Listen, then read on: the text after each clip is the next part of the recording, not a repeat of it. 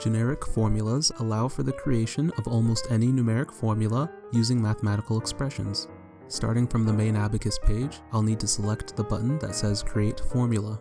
Next, I'll need to click the bolded text labeled Generic. This screen is where I will edit the specifics of the formula. I'll need to give the formula a descriptive name. For this example, I want to calculate the number of shipments based on the number of orders. For every 4 orders, there is 1 shipment. I can type out the mathematical formula in the text field under the formula name box.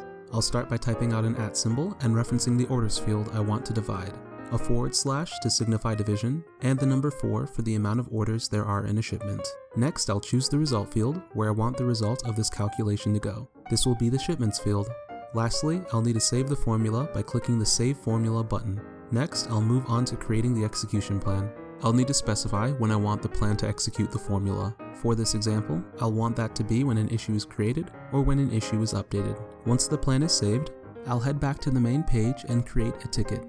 I'll give it a summary and make sure to fill in the orders field with the number 28. Once the ticket has been created, I can view it to verify that the formula has filled in the shipments field with the proper result of 28 divided by 4, which is 7.